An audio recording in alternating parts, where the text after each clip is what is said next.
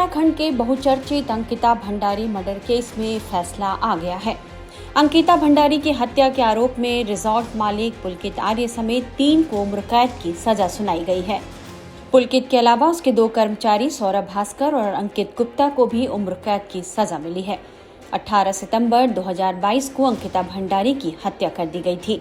उसका शव चीला शक्ति नहर में फेंक दिया गया था।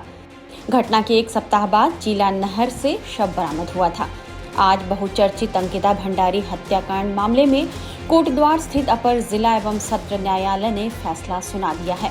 कोर्ट ने तीनों आरोपियों पुलकित आर्य, उसके कर्मचारी सौरभ भास्कर और अंकित गुप्ता को हत्या के मामले में दोषी करार दिया है। इन पर 302, 201, 354 धाराओं में दोष सिद्ध हुआ है। कोर्ट ने तीनों आरोपियों को उम्र कैद की सजा दी है। अदालत के फैसले पर पूरे उत्तराखंड और देश के लोगों की निगाहें टिकी हुई थी। फैसला आने से पहले बड़ी संख्या में लोग कोर्ट के बाहर मौजूद थे। प्रशासन ने किसी भी अप्रिय हालात से बचने के लिए सुरक्षा के कड़े इंतजाम किए थे। अंकिता भंडारी हत्याकांड लंबे समय तक उत्तराखंड में सुर्खियों में रहा था। आरोपियों को उम्र कैद की सजा सुनाए जाने पर अंकिता भंडारी हत्या का केस लड़ रहे लॉयर ने क्या बताया, ये सुनिए। अपर सत्र न्यायाधीश कोटद्वार द्वारा 302, 201 और 354 अनैतिक व्यापार अधिनियम में सजा सुनाई गई है, जिसमें 302 में उनके द्वारा कठोर आजीवन कारावास और 50,000 का जुर्माना लगाया गया है और 354 में 5 वर्ष का सजा और 10,000 का जुर्माना लगाया गया है और अनैतिक व्यवहार अधिनियम में 1 वर्ष का सजा और 10,000 का जुर्माना आरोपित किया। अच्छा, जैसे मुआवजे की मांग हो रही थी, पीड़ित परिवार को मुआवजे की बात हो रही थी, कोई मुआवजे की डिमांड इसके अलावा इधर? जी। अभी मुआवजे की डिमांड के बारे में मैडम का जो जजमेंट बाहर आएगा तो उसी में उद्योग का अभी सजा के बारे में उनके द्वारा सुनाया जो दलील और गवाह पेश किए गए उसके मुताबिक आप संतुष्ट हैं इस फैसले से? देखिए, जिसमें जांच अधिकारी थे SIT के राजेंद्र सिंह खोलिया, उनके द्वारा वो बहुत मेहनत की गई और साथ ही जो हमारे जो प्रोसिक्यूशन की तरफ से जो वकील थे अवनीश नेगी रहे हैं, साथ में गोविंद सिंह नेगी रहे हैं और राजीव डोभाल रहे हैं, इनके द्वारा काफी मेहनत की गई और उसका परिणाम ये रहा कि आज उनको आजीवन कारावास। अच्छा, कितने आप लोगों ने अभियोजन की तरफ से कितने गवाह पेश किए गए, कितने पन्नों की चार्जशीट दाखिल की गई पुलिस की तरफ से, इस बारे में? इसमें जो राजेंद्र खोलिया जो जांच अधिकारी थे, उनके द्वारा 2000 पन्नों की चार्जशीट माननीय न्यायालय में पेश की गई और इसमें 47 गवाह प्रस्तुत किए गए और 47 गवाहों ने जो गवाही दी है उसी आधार पर उनको सजा मिली। अच्छा, मेरे साथ राजीव गौड़ जी भी हैं, ये भी एडवोकेट हैं पीड़ित पक्ष की तरफ से। मैं आपसे जानना चाहूंगा कि राजीव जी, कौन सा अहम ऐसा सबूत था जो कारगर रहा सजा दिलाने की? देखिए, सारी जो मुकदमा चलता है वो सरकमस्टांसेस पे भी चलता है, क्योंकि कोई गवाह, चश्मदीद गवाह तो था नहीं। तो जिस तरह से डॉक्टरों का 5 डॉक्टरों का पैनल था, उनकी पोस्टमार्टम रिपोर्ट थी, वो भी एक बड़ा आधार है।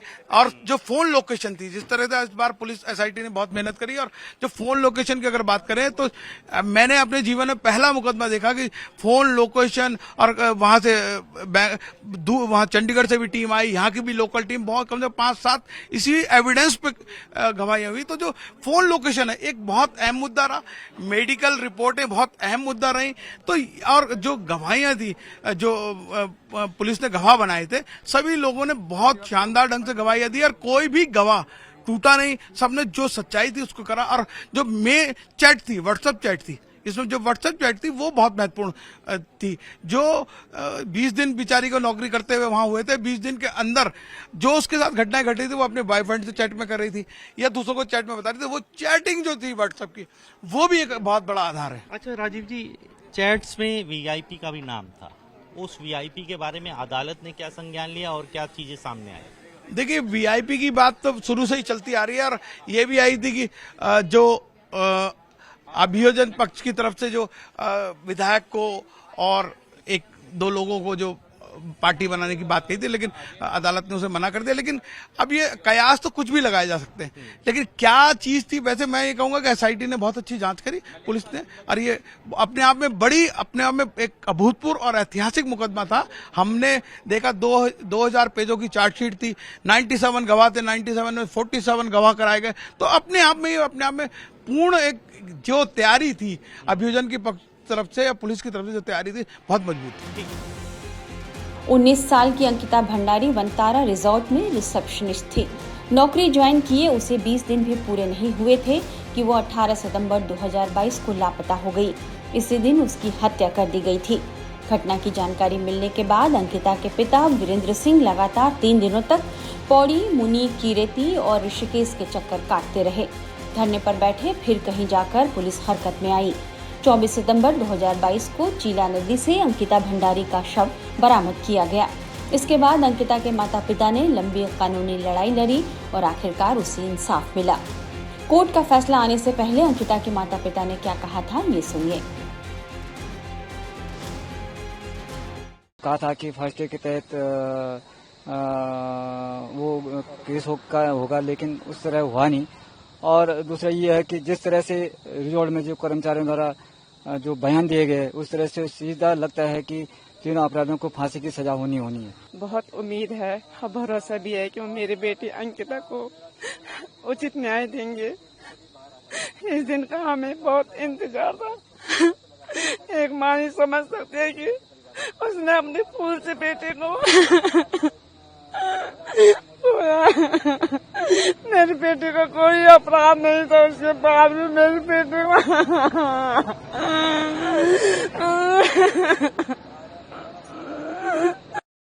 नरक बने। हमने 3 साल कैसे गुजारे हमें जानते हैं।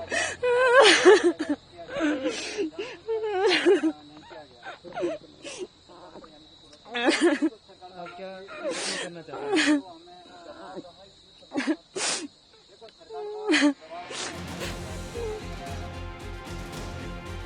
हत्या का कारण यही निकल कर आया है कि तीनों आरोपी उस पर अनैतिक कार्यों को करने का दबाव डाल रहे थे। अंकिता के व्हाट्सएप चैट से इस बात का खुलासा हुआ है कि उसे रिजॉर्ट में आने वाले वीआईपी को स्पेशल सर्विस देने के लिए मजबूर किया जा रहा था, जिसे लेकर अंकिता ना करती रही। उसके बार बार मना करने और राज के बाहर आने के डर से आरोपियों ने उसे कथित तौर पर चीला नहर में धक्का देकर मार डाला। नहर से अंकिता का शव मिलने के बाद पुलिस ने तीनों को गिरफ्तार कर जेल भेज दिया। पुलकित को मुख्य आरोपी बनाया गया था। मामले के खुलासे को लेकर डीआईजी कानून व्यवस्था पी रेणुका देवी के नेतृत्व में एसआईटी टीम गठित की गई थी। करीब 2 साल और 8 महीने तक चली सुनवाई के बाद अंकिता को न्याय मिल सका है।